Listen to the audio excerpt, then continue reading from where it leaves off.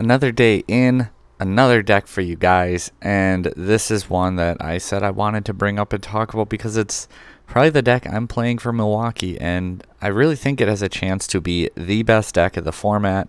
And just overall looking at everything, all the tools, and between having interaction, between having closers, and between having the consistency in the card draw, I think Blurple is in an incredibly powerful spot in this format, and I'm excited to see where this all goes. Set championships can't come soon enough. The DLC cannot come soon enough. So I'm really excited for all this. And without further ado, let's go ahead and talk about. There's a couple new cards I want to talk about in this one. And first off is the 4-drop Dumbo. So he's a 3/3 4 inkable evasive. He can quest for 1, but he has a incredible ability that you can exert, and then you get a lore and draw a card, and then your evasive characters gain the ability. You can exert them, pay a lore, draw a card, gain a lore. So all of a sudden it means, like, if you don't have good challenge sets for Elsa, if you don't have good challenge sets for Iago, for these other cards like that, even a genie, if you value the card draw more than the extra lore, you can get a lore and a card draw. Or you can just go ahead and quest with them, I suppose, and not draw a card. That's kind of cool too. But overall, Dumbo is a really, really good card, and it's in my top 10 cards of the set. If you want to check that out, it should be up maybe tomorrow. We'll see if I get to it.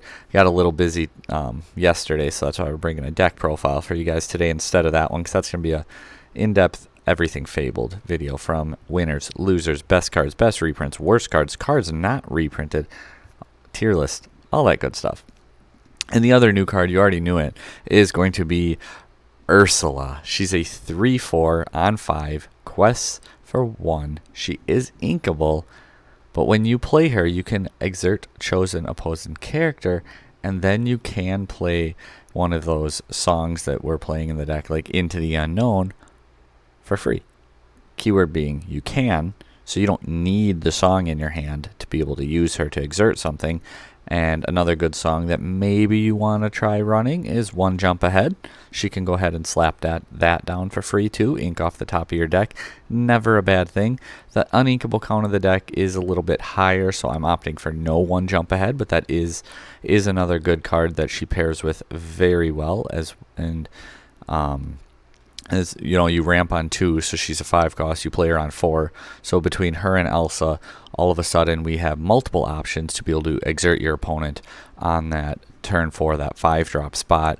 And we got some good cards in the 4-drop spot to really help supplement that. And I think this deck's going to handle aggro decks pretty well.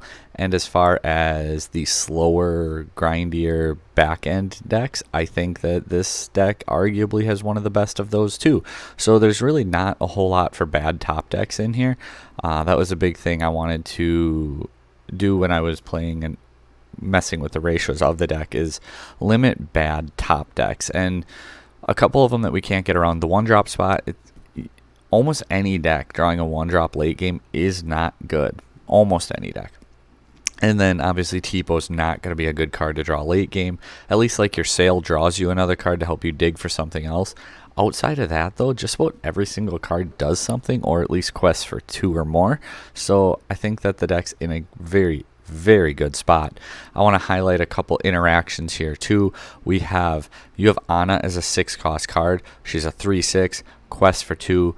You can go ahead, she has support, but the big thing is here, you get Anna down, and the following turn you can play your Elsa, tap down one of their characters, quest your Anna, draw a card because now you have Elsa on board, and then you can give the support to your Elsa, so now she's a 5/5 swinging into something with that rush. And if you really need to, if they have a half shark on board, even if you play Anna, they play half shark, you play Elsa, tap down the half shark, quest your Anna, draw your card, boost your Elsa trade with that half shark, and now your opponent's not going to be able to get any value out of it whatsoever, leaving those genies for the other the Hades for those other copies, and being able to get you to get some really, really good trade value because I don't like to Hades a Hades. I'd rather challenge into the Hades. I like to use Hades on half sharks, on cards that are really truly problematic, on Clarabelles, like cards you need gone right away. You don't want to throw a bunch into it.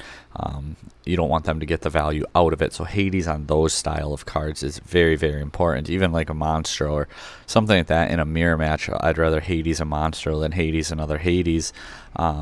Especially because cards like Anna and another card we're playing allow you to one-shot a Hades pretty effectively. So like I said, that's kind of an interaction there. Otherwise, I want to just highlight, because we just kind of mentioned boosting and helping there, 2 cards that I plan to test and play in the deck, and one of them being the 3-cost Yelena. She's a 2/3 2-quester, pseudo crab. When you play her, you can give Challenger +2 to a character, and right now I'm debating between Rafiki and Diablo as my 1-drop of choice. Obviously boosting Diablo gives it 2 strength, trade into something, draw a card, really good economy that way. But Rafiki is a Challenger 3/2, so now all of a sudden Rafiki swinging for 5 can be really good. Takes out a Rhino, so just keep that in mind when you're doing it. So I think I might go that route for the foreseeable future, see how it goes with Rafiki over the Diablo. I don't want to load up on 1-drops too bad, because again, that top decking late game, I think in the early game, been playing 1-drops all last format, and people are like, well, yeah, but Popsicle Bell into aggro is way better, and I agree, but at the same time, you mulligan for your ramp, so hitting ramp, Popsicle, and Bell, hitting those 3 cards doesn't happen all the time. There's many games you play against aggro where you don't have a 1-drop, and you could still come back and win pretty effectively. Another card, though, that is helping in a similar fashion there, a little more close to Anna, I'm playing Ben, the 4-cost Ben. He's a 4/3 2-quester with support. So you go 1-drop, ideally, or you ink pass, ramp on 2, Ben on 3, and then if you go like or Elsa on 4 even, all of a sudden Ben quest gives the 4 to Elsa, and now she swings through with 6. Yeah, I like Ben a lot. Also, like if you get Tipo down too, though, otherwise you get Tipo down, Ben down, quest your Ben, boost your Tipo. Tipo swings with 5. Just allowing your 1-drops, your Tipos, your Elsas with Rush to really come in hard and hit hard because of Ben. Another, actually, I'm not going to go ahead and get into the whole deck list yet. I'm going to put it up on the screen for you guys. 3, 2, 1 now. Couldn't have timed that out worse with the cough. So, like I said, Rafiki on 1, Tipo and Sail, you really, really want to mulligan for that ramp on 2. It's most important thing in the deck. It really keeps the whole deck flowing. And then Yelena being our only 3-cost character. So even if we look at songs, actions, all that good stuff, we're playing 18 cards that are under 4 cost. Everything else is higher. And again, I want to ramp, I want to get there, and I just want to play better cards than you. I want to top deck better than you. I want to pull, just every card matters. Every card is good. Every card does something. Every card gets me somewhere else. Very similar to like how red-blue decks would play, where you just get to that late game and you can't compete because they have more good cards than you have good cards, and I have more card draw than you have card draw. So just smothering your opponent that way, while also being able to go like Challenger and boosting into characters that way to go against those aggressive style decks, get you to that slower late game, you know, with your Elsa shifts, your Hades, your Monstros, things like that. Playing Donald Duck in there for a little additional ramp as well.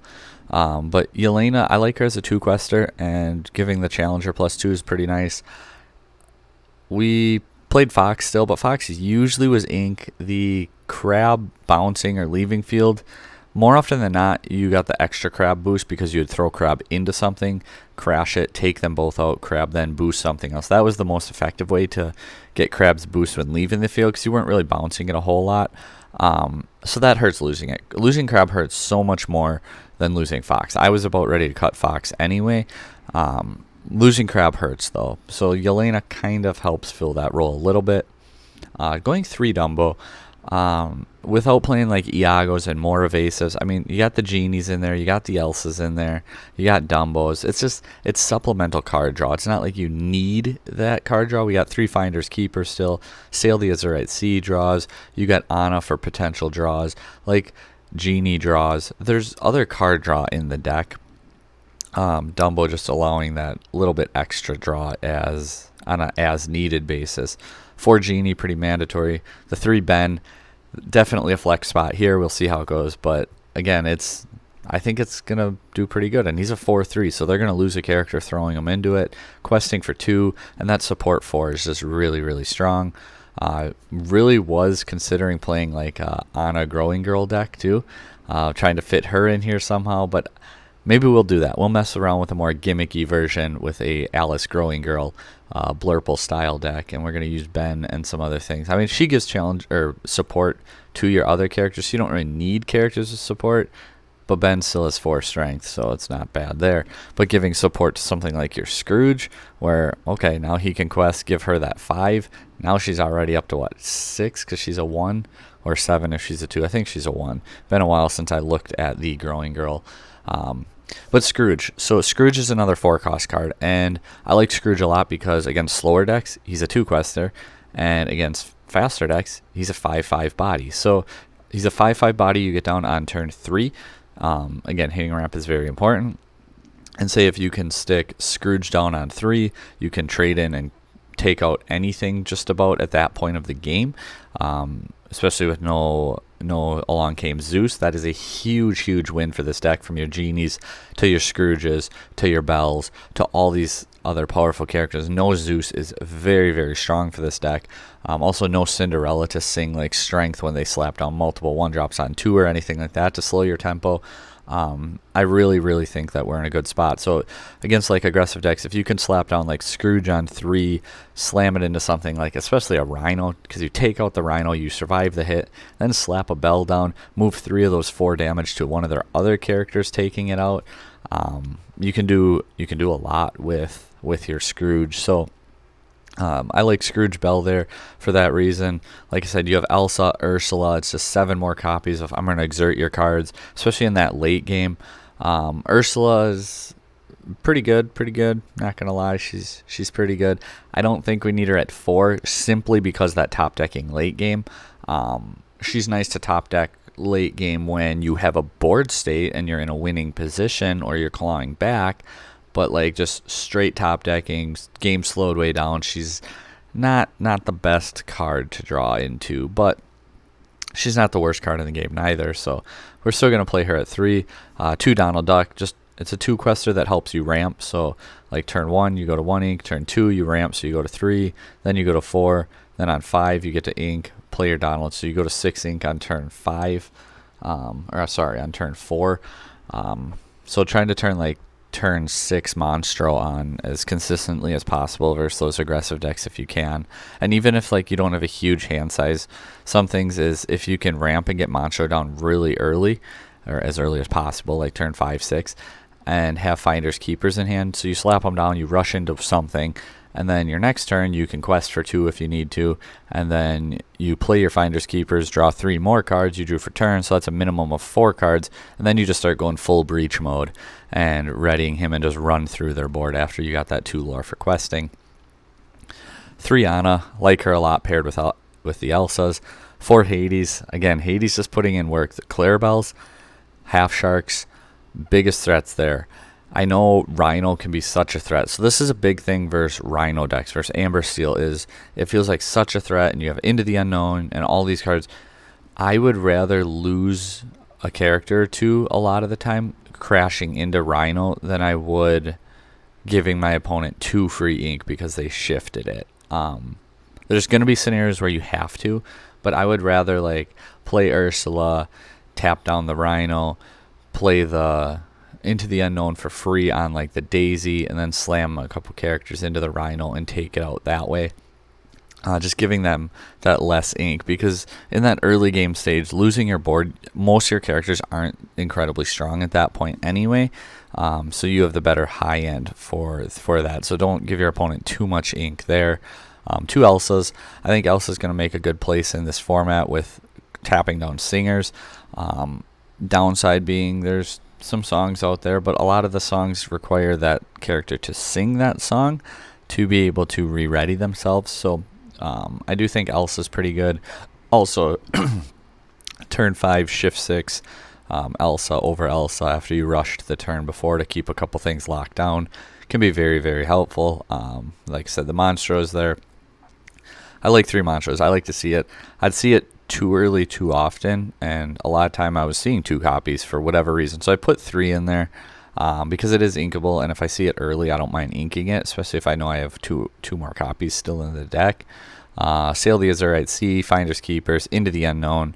I don't think there's a whole lot more to really go. If you have questions, by all means, ask down below. But I really, really like where Blurple's at right now. I think that this deck is incredibly strong. And like I said, I truly think it has a strong, strong, strong case to become the best deck of this format. It took a while, but it's finally Blurple's time to be the deck to beat.